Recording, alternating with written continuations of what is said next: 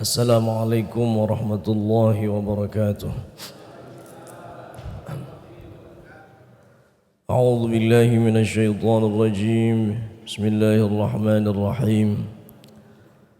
Alhamdulillahilladzi anzala 'ala 'abdihi al-kitaba wa lam yaj'al lahu 'iwaja qayyiman liyunzira ba'san shadidan min ladunhu wa yubashshira al-mu'minina alladhina ya'maluna as-salihati anna lahum ajran hasana. Allahumma salli wa sallim ala sayyidina Muhammadin al-Mustafa wa ala alihi wa sahbihi ahli as-sidqi wal wafa. Amma ba'd. Bapak Ibu Saudara jemaah rahimakumullah. Alhamdulillah tsumma alhamdulillah atas segala nikmat rahmat taufik dari Allah Ta'ala.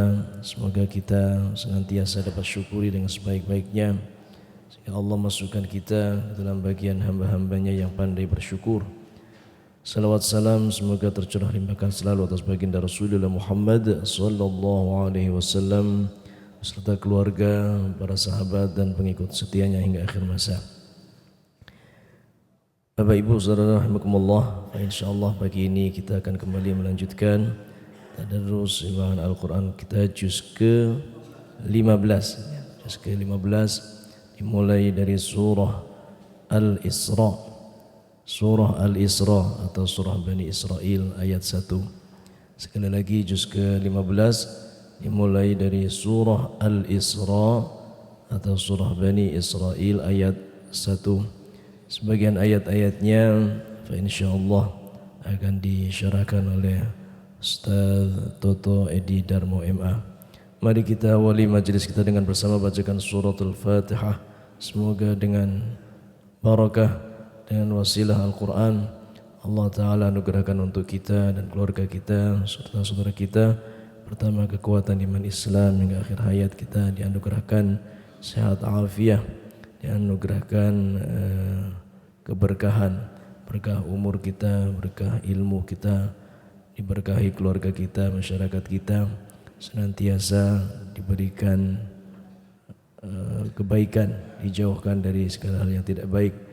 Kita doakan juga apabila ada di antara kita, keluarga kita, saudara kita yang sakit, semoga Allah sehat afiatkan kembali, disembuhkan, diberikan pula kesabaran.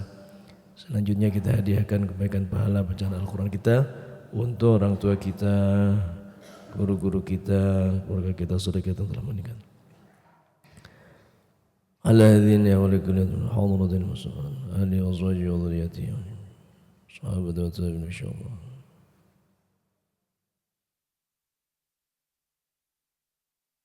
Amin. Al-Fatihah.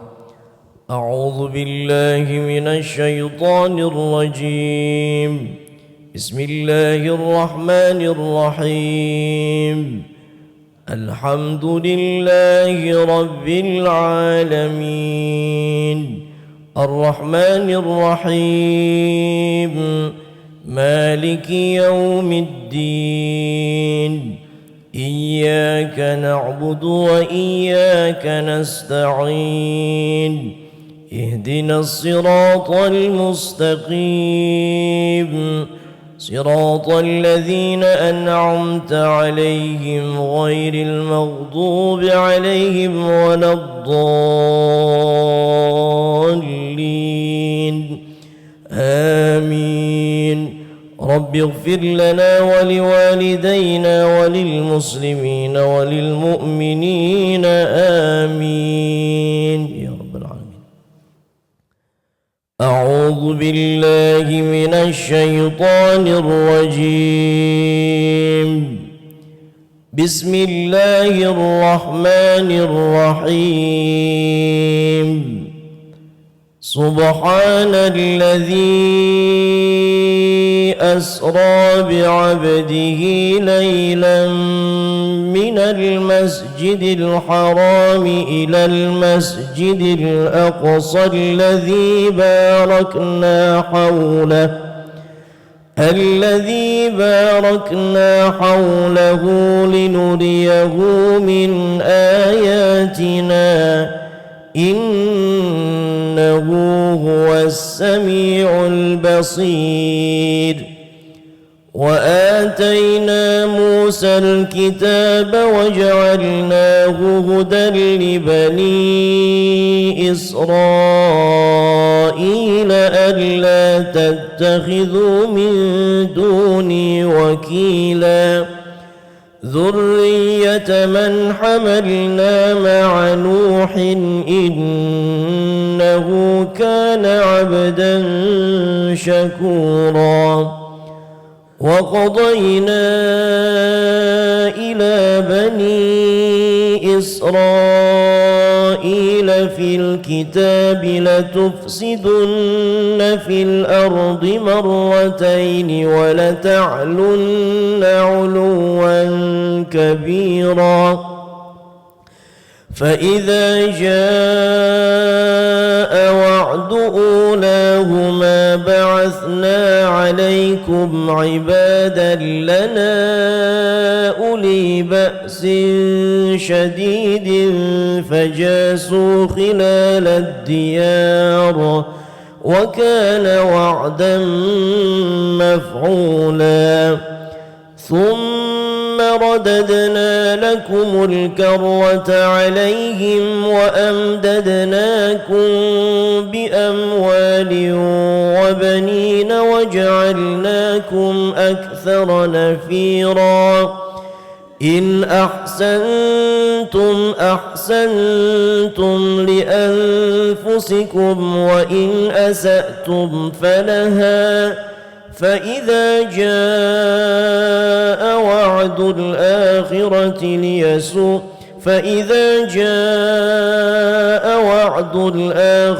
ليسوءوا وجوهكم وليدخلوا المسجد كما دخلوه أول مرة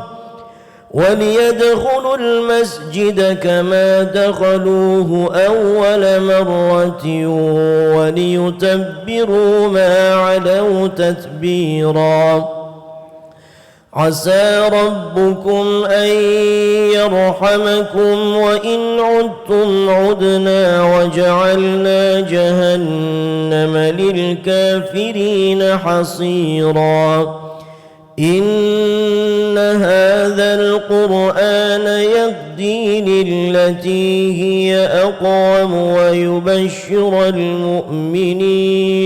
ويبشر المؤمنين الذين يعملون الصالحات أن لهم أجرا كبيرا وأن الذين لا يؤمنون بالآخرة أعتدنا لهم عذابا أليما ويدعو الإنسان بالشر دعاءه بالخير وكان الإنسان عجولا وجعلنا الليل والنهار آيتين فمحونا آية الليل وجعلنا آية النهار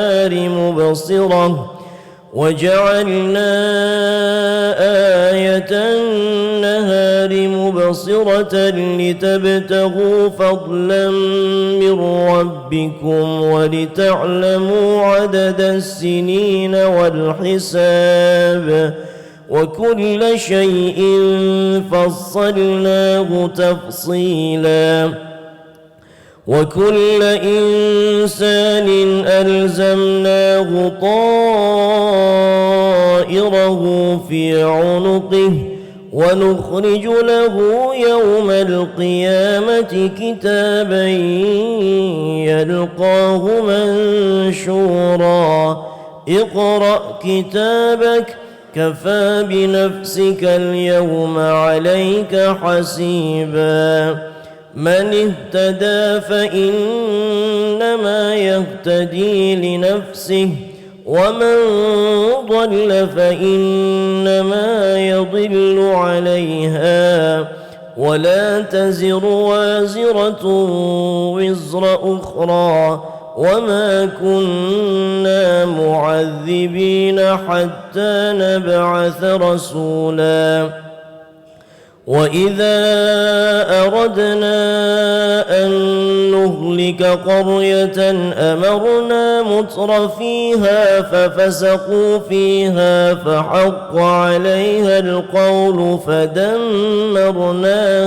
تدميرا وكم أهلكنا من القرون من بعد نوح وكفى بربك بذنوب عباده خبيرا بصيرا من كان يريد العاجلة عجلنا له فيها ما نشاء لمن نريد ثم جعلنا له جهنم يصلاها مذموما مدحورا ومن أراد الآخرة وسعى لها سعيها وهو مؤمن فأولئك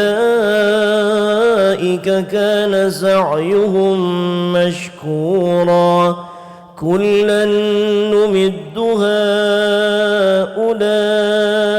وهؤلاء من عطاء ربك وما كان عطاء ربك محظورا انظر كيف فضلنا بعضهم على بعض وللآخرة أكبر درجات وأكبر تفضيلا لا تجعل مع الله إلها آخر فتقعد مذموما مخذولا وقضى ربك ألا تعبدوا إلا إياه وبالوالدين إحسانا إما يبلغن عندك الكبر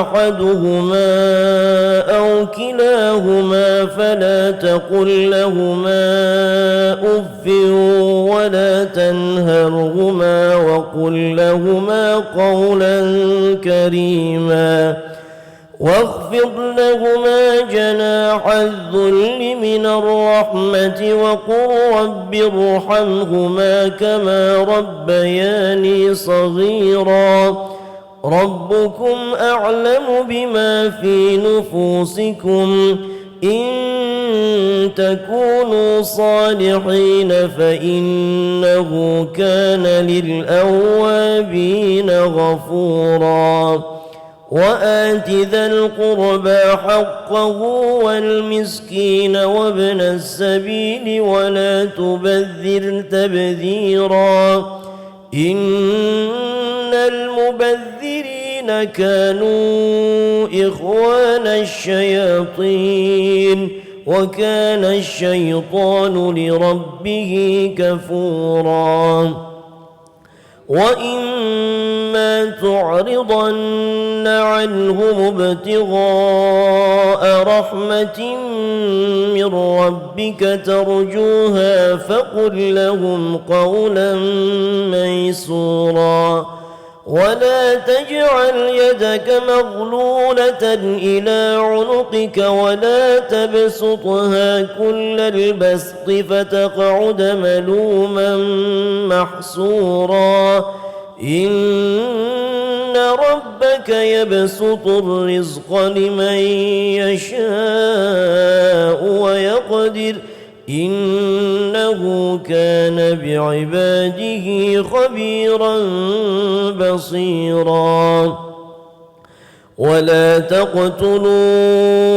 أولادكم خشية إملاق نحن نرزقهم وإياكم إن قتلهم كان خطأ كبيرا ولا تقربوا الزنا إنه إنه كان فاحشة وساء سبيلا ولا تقتلوا النفس التي حرم الله إلا بالحق ومن قتل مظلوما فقد جعلنا لوليه سلطانا فلا يسرف في القتل إنه كان منصورا ولا تقربوا مال اليتيم إلا بالتي هي أحسن حتى يبلغ أشده وأوفوا بالعهد إن العهد كان مسؤولا وأوفوا الكيل إذا كلتم وزنوا بالقسطاس المستقيم ذلك خير وأحسن تأويلا ولا تقف ما ليس لك به علم إن السمع والبصر والفؤاد كل أولئك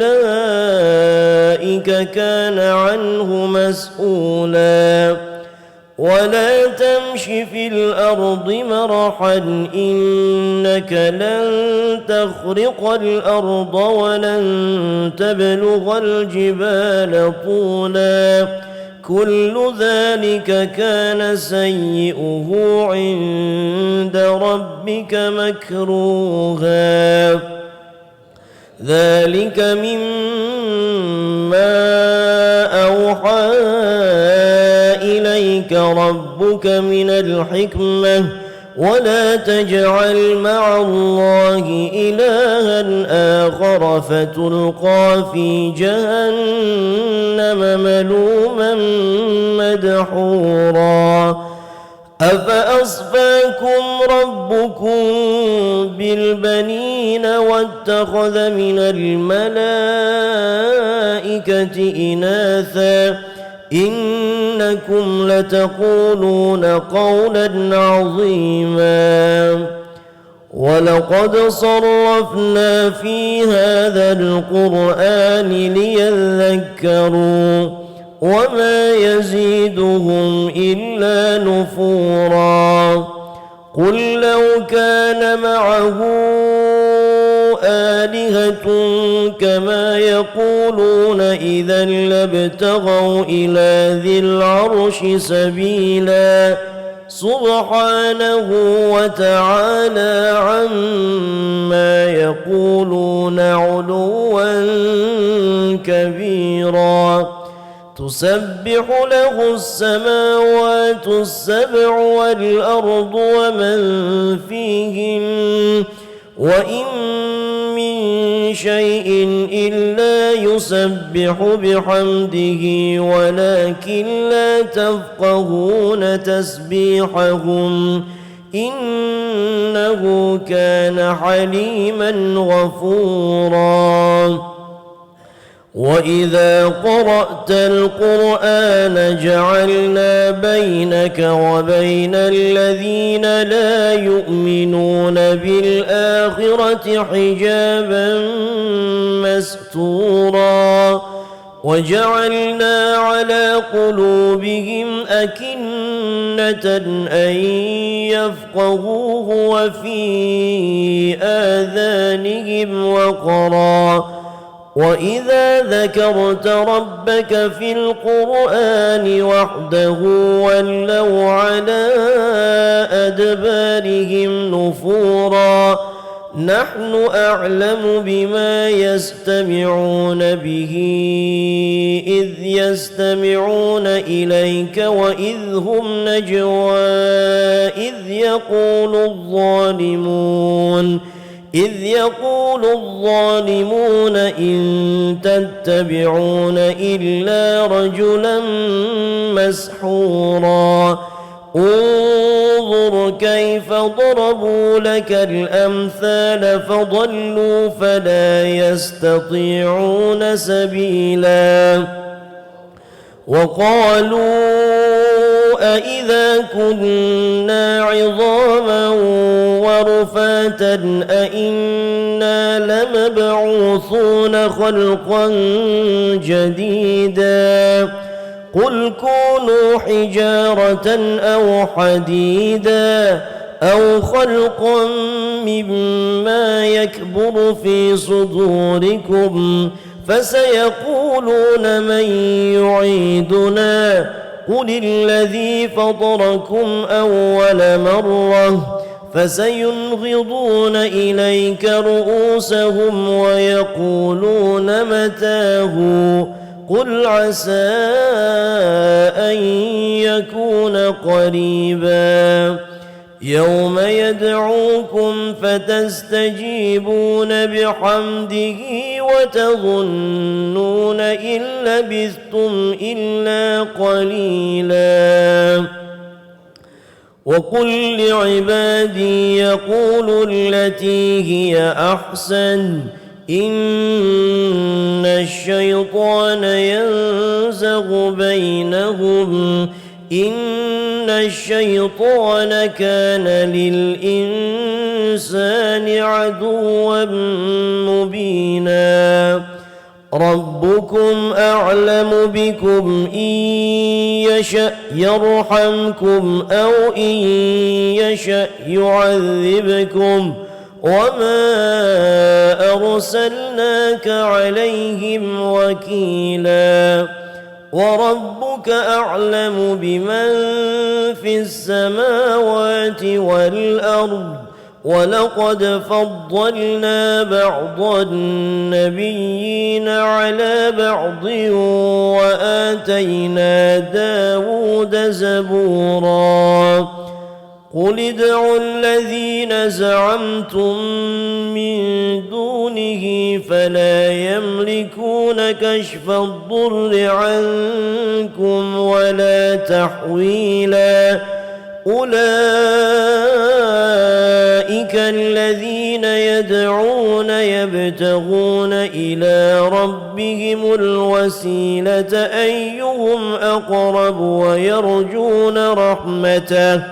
ويرجون رحمته ويخافون عذابه إن عذاب ربك كان محذورا وإن من قرية إلا نحن مهلكوها قبل يوم القيامة أو معذبوها عذابا شديدا كان ذلك في الكتاب مسطورا وما منعنا أن نرسل بالآيات إلا أن كذب بها الأولون وآتينا ثمود الناقة مبصرة فظلموا بها وما نرسل بالآيات إلا تخويفا وإذ قلنا لك إن ربك أحاط بالناس وما جعلنا الرؤيا التي أريناك إلا فتنة للناس والشجرة الملعونة في القرآن ونخوفهم فما يزيدهم إلا طغيانا كبيرا وإذ قلنا للملائكة اسجدوا لآدم فسجدوا إلا إبليس قال أأسجد لمن خلقت طينا قال أرأيتك هذا الذي كرمت علي لئن أخرتني إلى يوم القيامة لأحتنكن ذريته إلا قليلا قال اذهب فمن تبعك منهم فإن جهنم جزاؤكم جزاء موفورا واستفزز من استطعت منهم بصوتك وأجلب عليهم بخيلك ورجلك وشاركهم في الأموال والأولاد وعدهم وما يعدهم الشيطان إلا غرورا إن عبادي ليس لك عليهم سلطان وكفى بربك وكيلا ربكم الذي يزجي لكم الفلك في البحر لتبتغوا من فضله إنه كان بكم رحيما وإذا مسكم الضر في البحر ضل من تدعون إلا إياه فلما نجاكم إلى البر أعرضتم وكان الإنسان كفورا أفأمنتم أن يخسف بكم جانب البر أو يرسل عليكم حاصبا ثم لا تجدوا لكم وكيلا أم أمنتم أن يعيدكم فيه تارة أخرى فيرسل عليكم قاصفا من الريح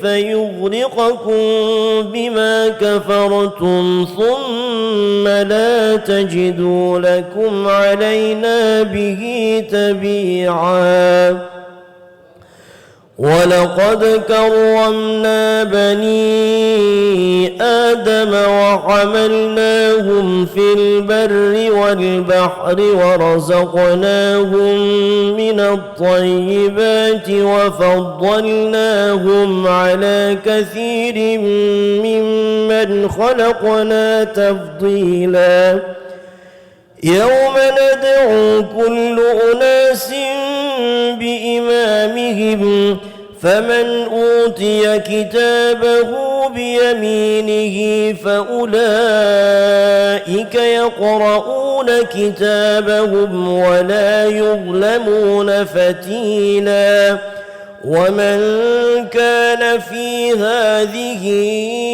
أعمى فهو في الآخرة أعمى وأضل سبيلا وإن كادوا ليفتنونك عن الذي أوحينا إليك لتفتري علينا غيره وإذا لاتخذوك خليلا ولولا أن ثبتناك لقد كدت تركن إليهم شيئا قليلا إذا لأذقناك ضعف الحياة وضعف الممات ثم لا تجد لك علينا نصيرا وإن كادوا ليستفزونك من الأرض ليخرجوك منها وإذا لا يلبثون خلافك إلا قليلا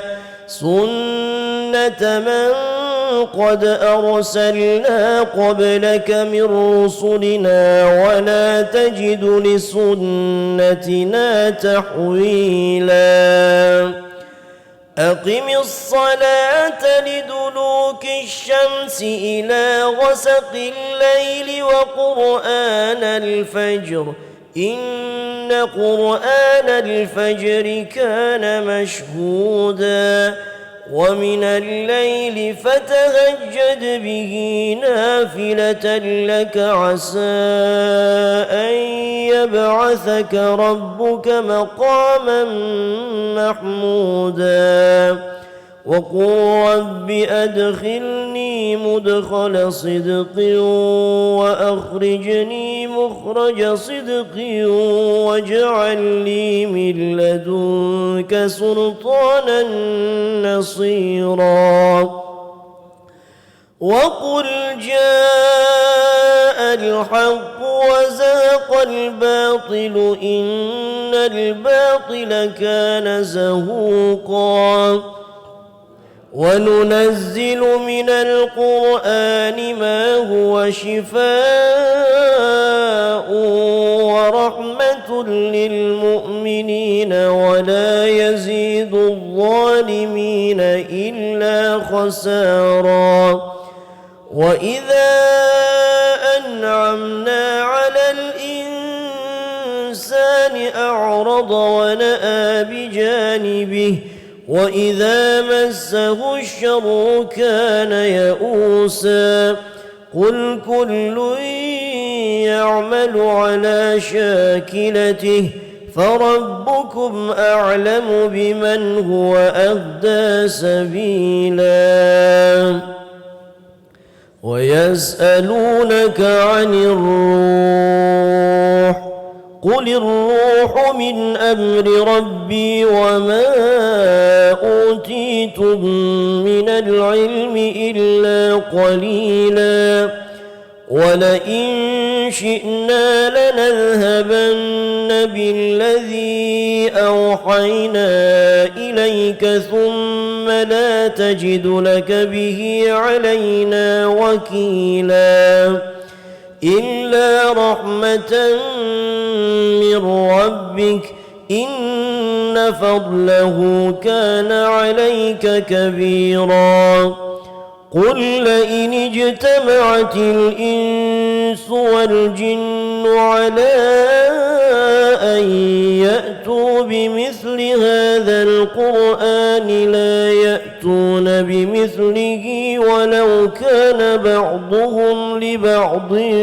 ظهيرا ولقد صرفنا للناس في هذا القرآن من كل مثل فأبى أكثر الناس إلا كفورا وقالوا لن نؤمن لك حتى تفجر لنا من الأرض ينبوعا أو تكون لك جنة من نخيل وعنب فتفجر الأنهار خلالها تفجيرا أو تسقط السماء كما زعمت علينا كسفا أو تأتي بالله أو تسقط السماء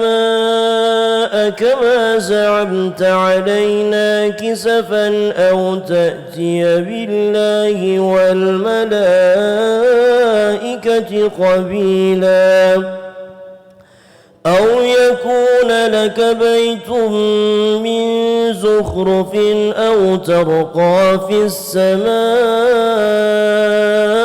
ولن نؤمن لرقيك حتى تنزل علينا كتابا نقرأه قل سبحان ربي هل كنت إلا بشرا رسولا وما منع الناس أن يؤمنوا إذ جاءهم الهدى إلا أن قالوا أبعث الله بشرا رسولا قل لو كان في الأرض ملائكة يمشون مطمئنين لنزلنا عليهم من السماء ملكا رسولا قل كفى بالله شهيدا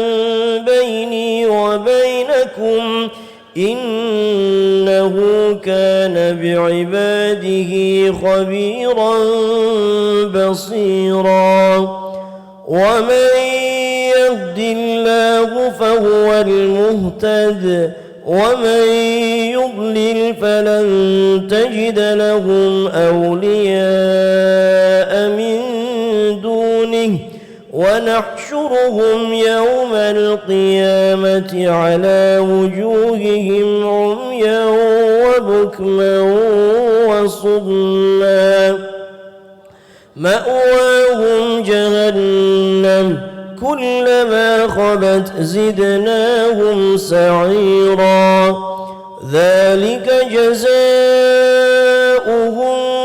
بأنهم كفروا بآياتنا وقالوا أإذا كنا عظاما ورفاتا أإنا لمبعوثون خلقا جديدا أولم يروا أن الله الذي خلق السماوات والأرض قادر على أن يخلق مثلهم وجعل لهم أجلا لا ريب فيه فأبى الظالمون إلا كفورا قل لو أنتم تملكون خزائن رحمة ربي إذا لأمسكتم خشية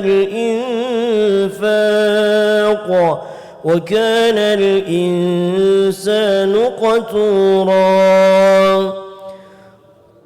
ولقد آتينا موسى 9 آيات بينات فاسأل بني إسرائيل إذ جاءهم فقال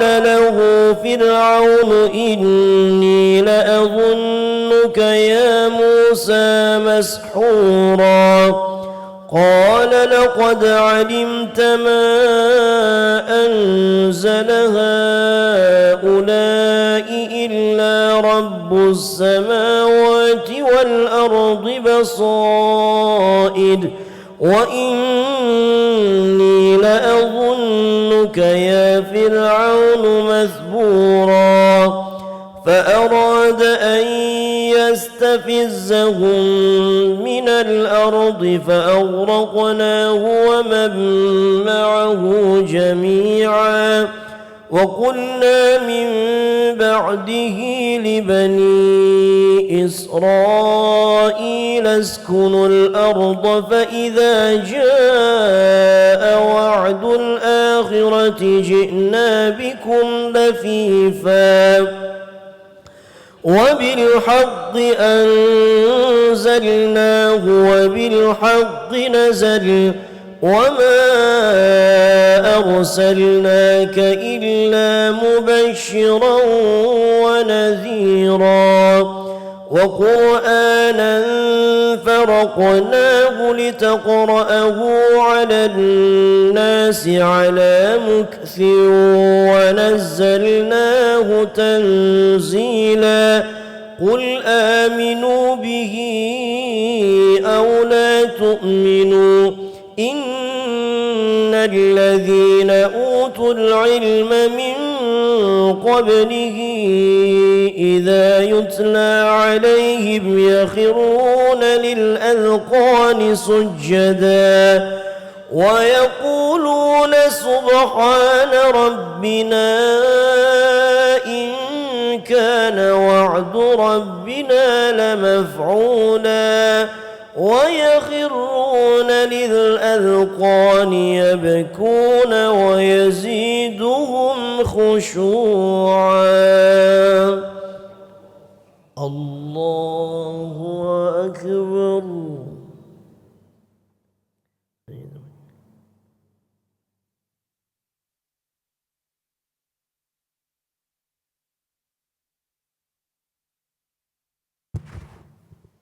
الله أكبر.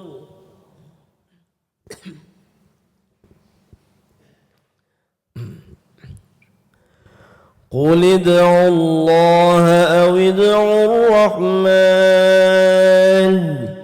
أيما تدعوا فله الأسماء الحسنى ولا تجهر بصلاتك ولا تخافت بها وابتغ بين ذلك سبيلا وقل الحمد لله الذي لم يتخذ ولدا ولم يكن له شريك في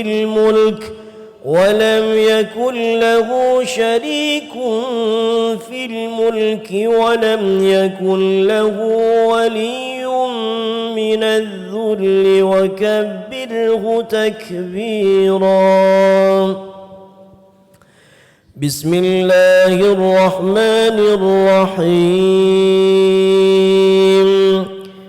الحمد لله الذي أنزل على عبده الكتاب ولم يجعل له عوجا قيما لينذر بأسا شديدا من لدنه ويبشر المؤمنين الذين يعملون الصالحات أن لهم أجرا حسنا ماكثين فيه أبدا وينذر الذين قالوا اتخذ الله ولدا ما لهم به من علم ولا لآبائهم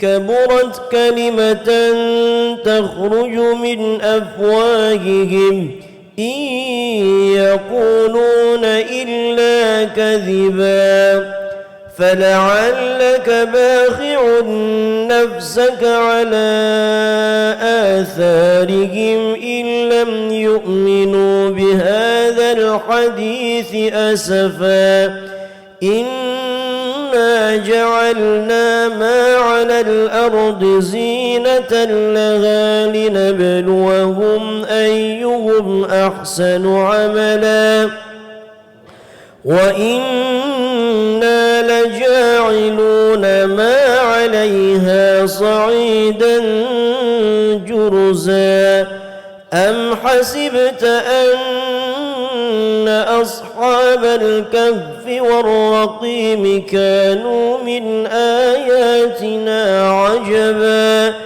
إذ أوى الفتية إلى الكهف فقالوا ربنا آتنا من لدنك رحمة وهيئ لنا من أمرنا رشدا فضربنا على آذانهم في الكهف سنين عددا ثم بعثناهم لنعلم أي الحزبين أحصى لما لبثوا أمدا نحن نقص عليك نبأهم بالحق إنهم فتية آمنوا بربهم وزدناهم هدى وربطنا على قلوبهم إذ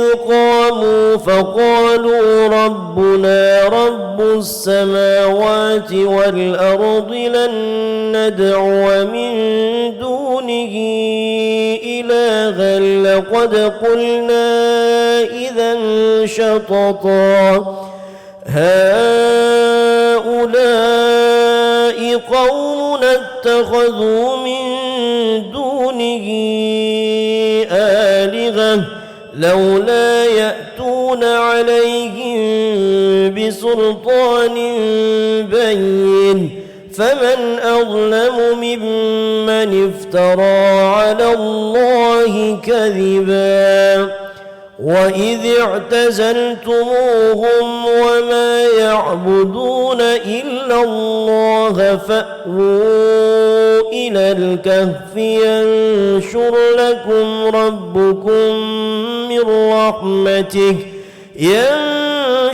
لكم ربكم من رحمته ويهيئ لكم من أمركم مرفقا وترى الشمس إذا طلعت تزاور عن كهفهم ذات اليمين وإذا غربت تقرضهم ذات الشمال وهم في فجوة منه ذلك من آيات الله من يهد الله فهو المهتد ومن يضلل فلن تجد له وليا مرشدا وتحسبهم أيقاظا وهم رقود ونقلبهم ذات اليمين وذات الشمال وكلبهم باسط ذراعيه بالوصيد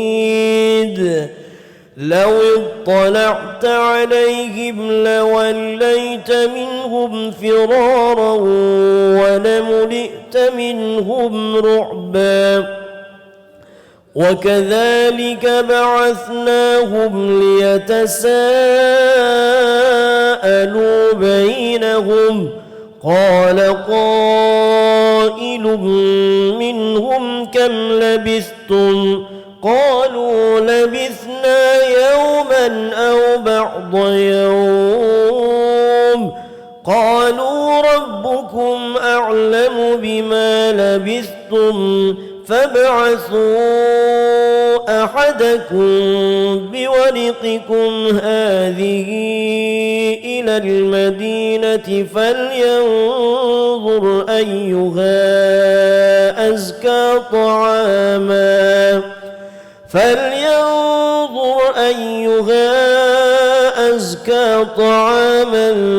فليأتكم برزق منه وليتلطف ولا يشعرن بكم أحدا إنهم إن يظهروا عليكم يرجموكم أو يعيدوكم في ملتهم ولن تفلحوا إذا أبدا وكذلك أعثرنا عليهم ليعلموا أن وعد الله حق وأن الساعة لا ريب فيها إذ يتنازعون بينهم أمرهم فقالوا ابنوا عليهم بنيانا ربهم أعلم بهم قال الذين غلبوا على أمرهم لنتخذن عليهم مسجدا سيقولون ثلاثة رابعهم كلبهم ويقولون خمسة سادسهم كلبهم رجما بالغيب ويقولون سبعة وثامنهم كلبهم قل ربي أعلم بعدتهم ما يعلمهم إلا قليل فلا تمار فيهم إلا مراء ظاهرا ولا تستفت فيهم منهم أحدا ولا تقولن لشيء إني فاعل ذلك غدا إلا أن يشاء الله واذكر ربك إذا نسيت وقل عسى أن يهديني ربي لأقرب من هذا رشدا ولبثوا في كهفهم 300 سنين وازدادوا 9 قل الله أعلم بما لبثوا له غيب السماوات والأرض أبصر به وأسمع ما لهم من دونه من ولي ولا يشرك في حكمه أحدا واتل ما أوحي إليك من كتاب ربك لا مبدل لكلماته ولن تجد من دونه ملتحدا واصبر نفسك مع الذين يدعون ربهم بالغداة والعشي يريدون وجهه ولا تعد عيناك عنهم تريد زينة الحياة الدنيا ولا تطع من أغفلنا قلبه عن ذكرنا واتبع هواه وكان أمره فرطا وقل الحق من ربكم فمن شاء فليؤمن ومن شاء فليكفر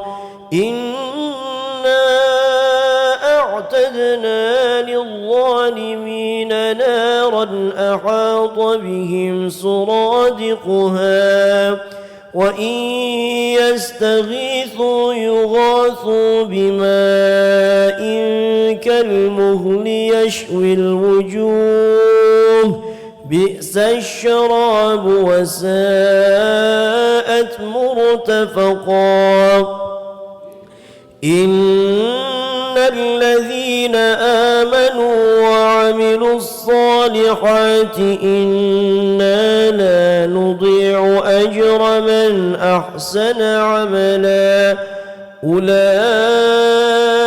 لهم جنات عدن تجري من تحتهم الأنهار يحلون فيها من أساور من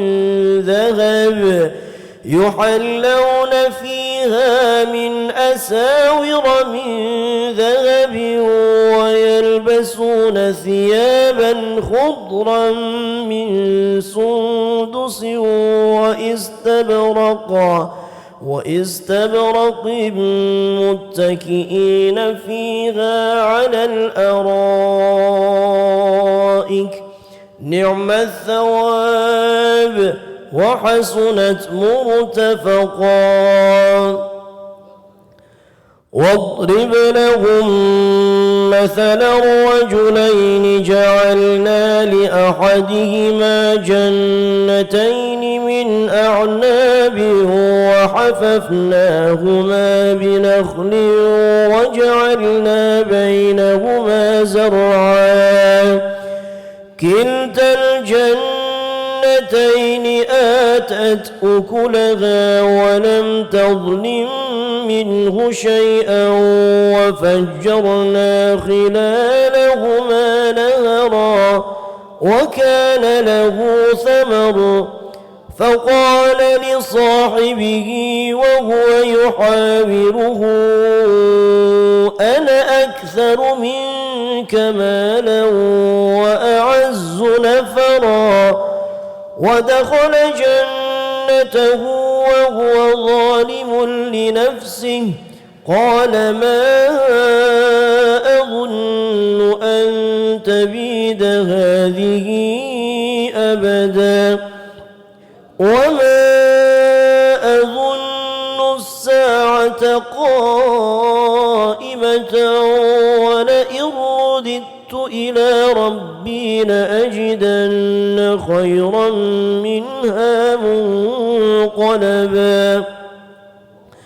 قال له صاحبه وهو يحاوره أكفرت بالذي خلقك من تراب ثم من نطفة ثم سواك رجلا لكن هو الله ربي ولا أشرك بربي أحدا ولولا إذ دخلت جنتك قلت ما شاء الله لا قوة إلا بالله إن ترني أنا أقل منك مالا وولدا فعسى ربي أن يؤتيني خيرا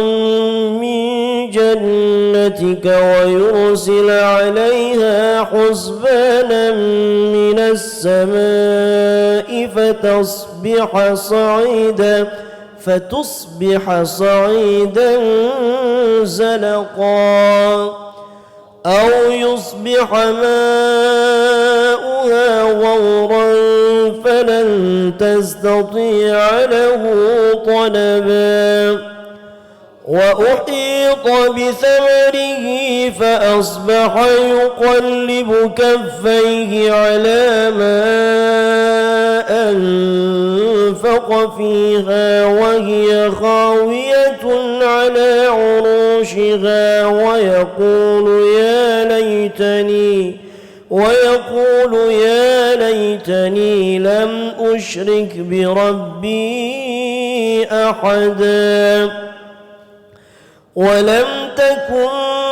ولم تكن له فئة ينصرونه من دون الله وما كان منتصرا هنالك الولاية لله الحق هو خير ثوابا وخير عقبا واضرب لهم مثل الحياة الدنيا كماء إن أنزلناه من السماء فاختلط به نبات الأرض فأصبح هشيما تذروه الرياح وكان الله على كل شيء مقتدرا المال والبنون زينة الحياة الدنيا والباقيات الصالحات خير عند ربك ثوابا وخير أملا ويوم نسير الجبال وترى الأرض بارزة وحشرناهم فلم نغادر منهم أحدا وعرضوا على ربك صفا لقد جئتمونا كما خلقناكم أول مرة بل زعمتم أن لن نجعل لكم موعدا ووضع الكتاب فترى المجرمين مشفقين مما فيه ويقولون يا ويلتنا ما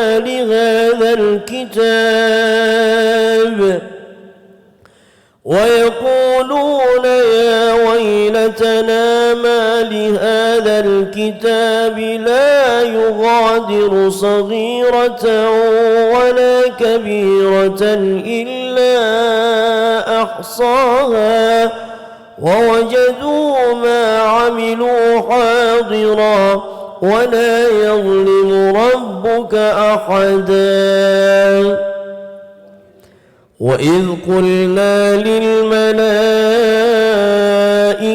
اسجدوا لآدم فسجدوا إلا إبليس كان من الجن ففسق عن أمر ربه أفتتخذونه وذريته أولياء من دوني وهم لكم عدو بئس للظالمين بدلا ما أشهدتهم خلق السماوات والأرض ولا خلق أنفسهم وما كنت متخذ المضلين عضدا ويوم يقول نادوا شركائي الذين زعمتم فدعوهم فلم يستجيبوا لهم وجعلنا بينهم موبقا ورأى المجرمون النار فظنوا أنهم مواقعوها ولم يجدوا عنها مصرفا ولقد صرفنا في هذا القرآن للناس من كل مثل وكان الإنسان أكثر شيء جدلا وما منع الناس أن يؤمنوا إذ جاءهم الهدى ويستغفروا ربهم إلا أن تأتيهم سنة الأولين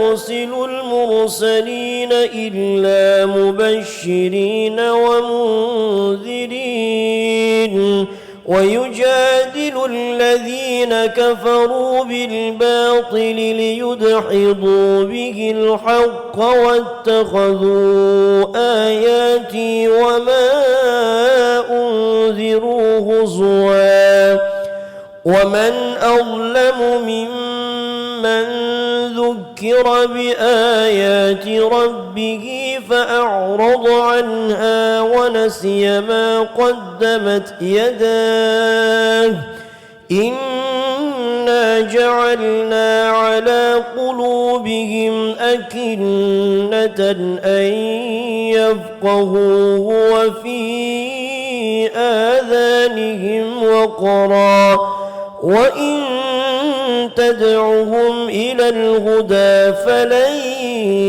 يهتدوا إذا أبدا وربك الغفور ذو الرحمة لو يؤاخذهم بما كسبوا لعجل لهم العذاب بل لهم موعد لن تجدوا من دونه موئلا وتلك القرى أهلكناهم لما ظلموا وجعلنا لمهلكهم موعدا وإذ قال موسى لفتاه لا أبرح حتى أبلغ مجمع البحرين أو أمضي حقبا فلما بلغا مجمع بينهما نسيا حوتهما فاتخذ سبيله في البحر سربا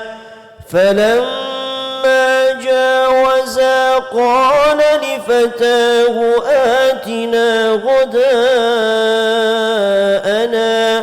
لقد لقينا من سفرنا هذا نصبا قال أرأيت إذ أوينا إلى الصخرة فإني نسيت الحوت وما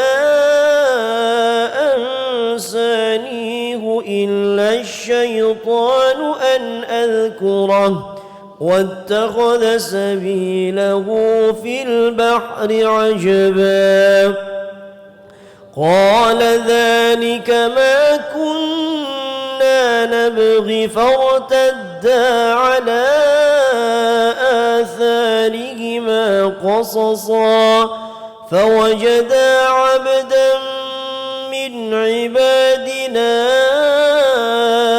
آتيناه رحمة من عندنا وعلمناه من لدنا علما قال له موسى هل أتبعك على أن تعلمني مما علمت رشدا قال إنك لن تستطيع معي صبرا وكيف تصبر على ما لم تحط به خبرا قال ستجدني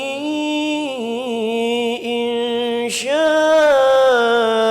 الله صابرا ولا أعصي لك أمرا قال فإن اتبعتني فلا تسألني عن شيء حتى أحدث لك منه ذكرا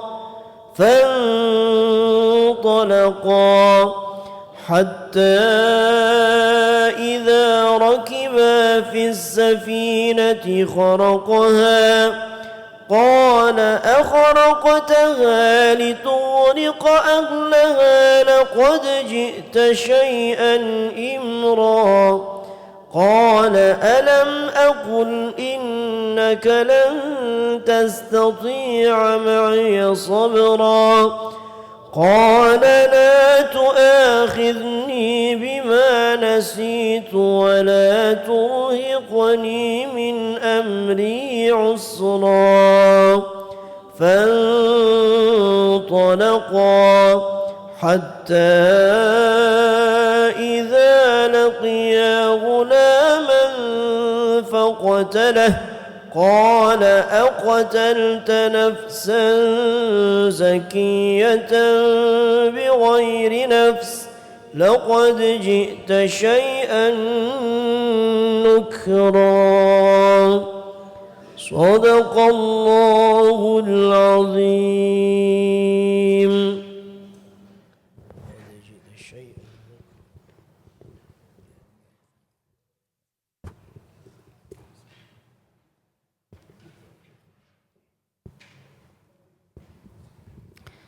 Bismillahirrahmanirrahim. Assalamualaikum warahmatullahi wabarakatuh. Alhamdulillahilladzi hadana wa waffaqana listima'i wa qira'a wa tadabburi ayatillahil azizil hakim. Salatu wassalamu ala asyrafil anbiya'i wal mursalin sayyidina maulana Muhammadin sallallahu alaihi wasallam wa ala alihi wa sahbihi ajma'in, amma ba'd. Jamaah Masjid Al-Hidayah yang dimuliakan Allah Subhanahu wa taala. Alhamdulillah pada subuh hari ini kita telah menyimak dan membaca sebagiannya, baca juz 15 yang terdiri dari surah Al-Isra sampai 111, dilanjutkan dengan surah Al-Kahfi sampai 74. Alhamdulillah kita sama-sama menyimak dari guru kita ya Ustaz Sofyan Hadi Musa. Mudah-mudahan beliau selalu dikaruniai kesehatan dan bisa menemani kita terus ini simaan Al-Quran. Mudah-mudahan berkah hidupnya.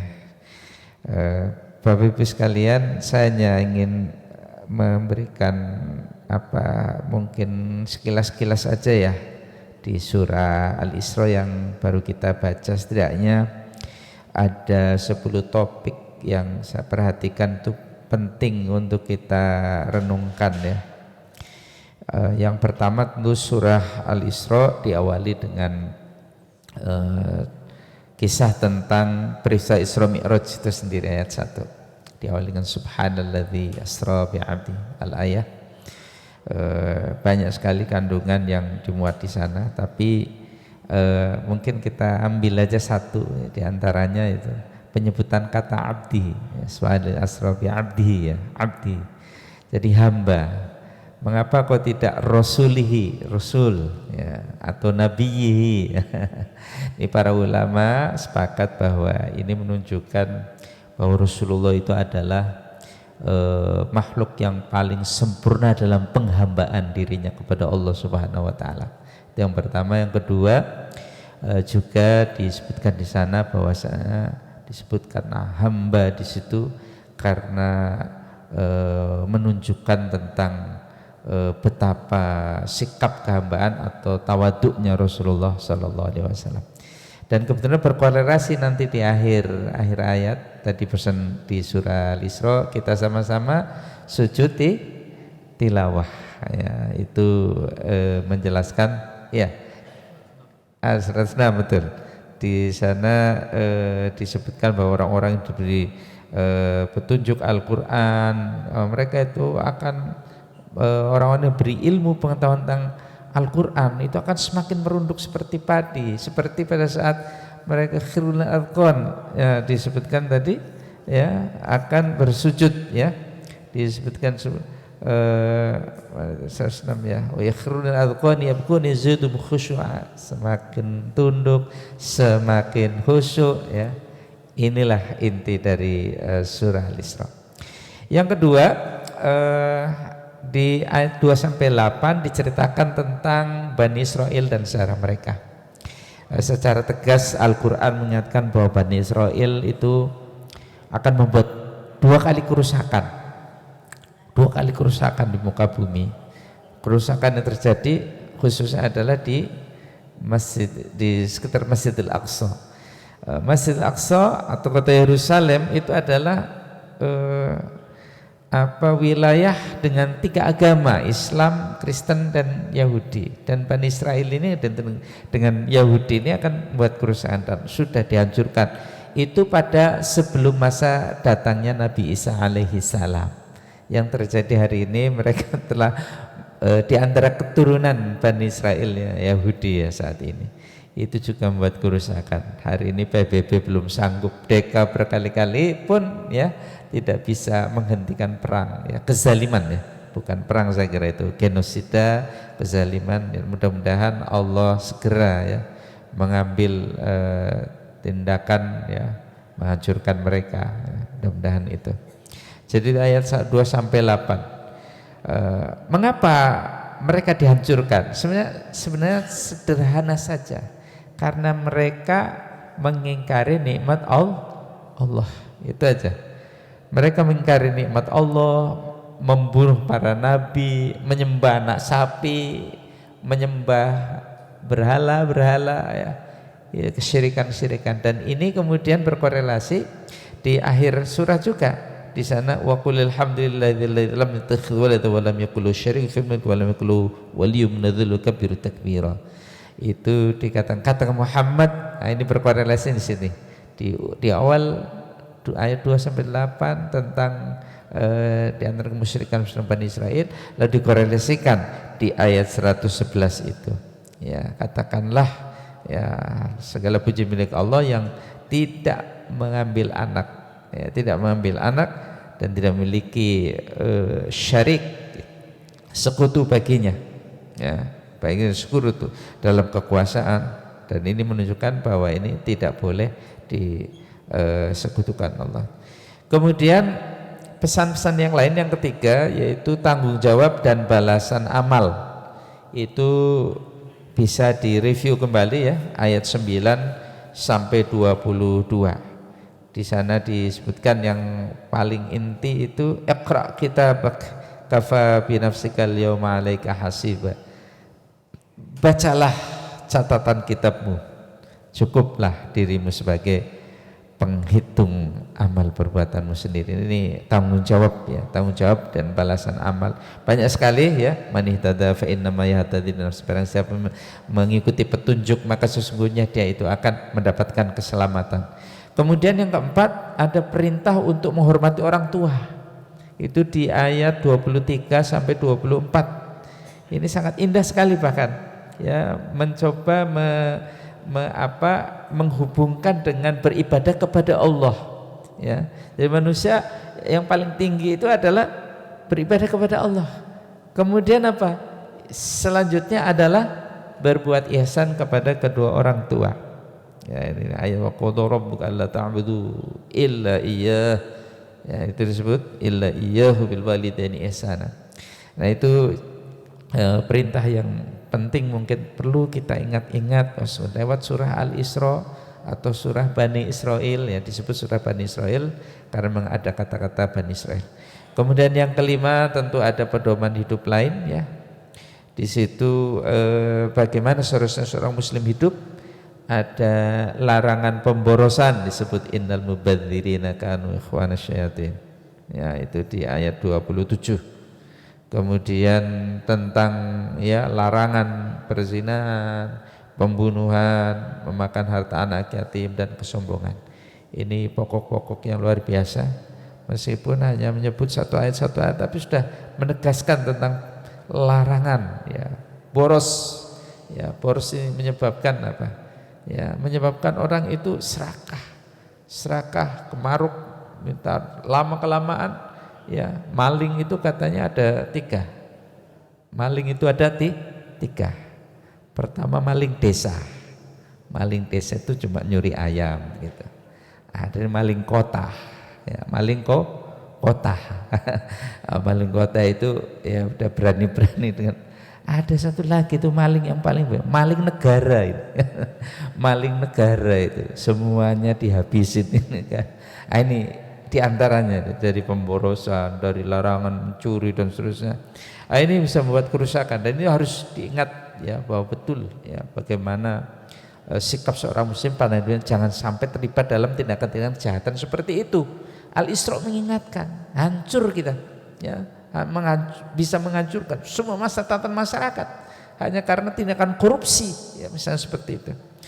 Kemudian yang ketujuh ya, yang keenam ada penegasan tentang kebenaran Al-Quran ya, ayat 41, 46. Sesungguhnya Al-Quran adalah petunjuk bagi manusia, hudal linnas ya. Kemudian yang ketujuh disinggung tentang keutamaan waktu subuh ya, tentang keutamaan waktu subuh ya, baca Al-Quran di waktu subuh itu masyhuda ya, disaksikan oleh para malaikat ya. Kalau orang-orang yang ahli ibadah itu bangun sebelum subuh itu bukan terpaksa lagi, tapi senang.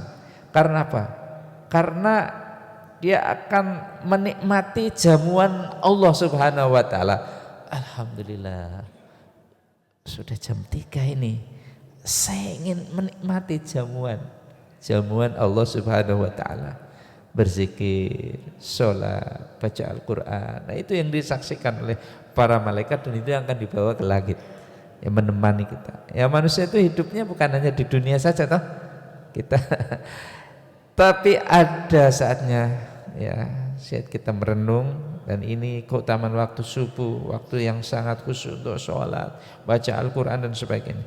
Kemudian yang ke-8 adalah tanda-tanda kebesaran Allah di ayat 99 ya. Kemudian ada kisah Musa dengan Fir'aun ayat 101 sampai 104 ya.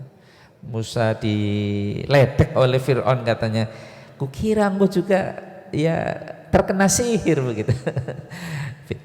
Fir'aun meledek Nabi Musa, padahal mukjizat-mukjizat yang diberikan pada Nabi Musa ya, mendatangkan berbagai macam petaka ya pada Fir'aun ya. Sampai akhirnya diselamatkanlah Nabi Musa dan kaumnya ya, Bani Israel. Ketika mereka akan ditangkap, dibunuh, malah diselamatkan oleh Allah Subhanahu wa taala sampai menyeberangi Laut Merah. Dan yang terakhir Bapak Ibu yang tadi terkait dengan penghormatan pada Al-Quran dan Nabi Muhammad Sallallahu Alaihi Wasallam, sampai tadi kita melakukan sujud tilawah di ayat 105 sampai dengan 111. Surah ini ditutup dengan penegasan bahwa Al-Quran adalah wahyu Allah yang diturunkan dengan kebenaran dan menyuruh Nabi Muhammad untuk bersabar dalam menghadapi penolakan dari kaumnya. Nah, kenapa diminta untuk bersabar? Karena memang surah ini turun pada periode Mekah. Ya, pada akhir-akhir Mekah itu, ya Allah, cari ya orang yang mau beriman kepada Islam itu, mau mengaku Nabi Muhammad sebagai itu susahnya minta ampun.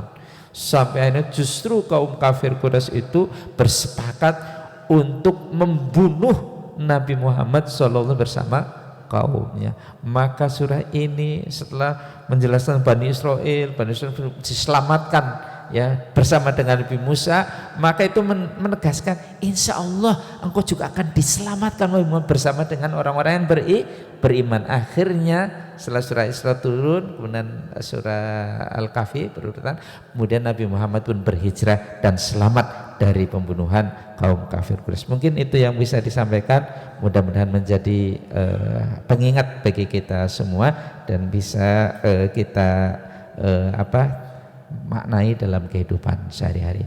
Hadanallahu iyyakum ajma'in wallahul muwaffiq ila aqwamit thoriq. Wassalamualaikum warahmatullahi wabarakatuh. Allahumma arhamna bil Qur'an waj'alhu lana imaman wa nuran wa hudan wa rahmah. Allahumma dzakkirna minhu ma nasina wa 'allimna minhu ma jahilna warzuqna tilawatahu ana al-laili wa atara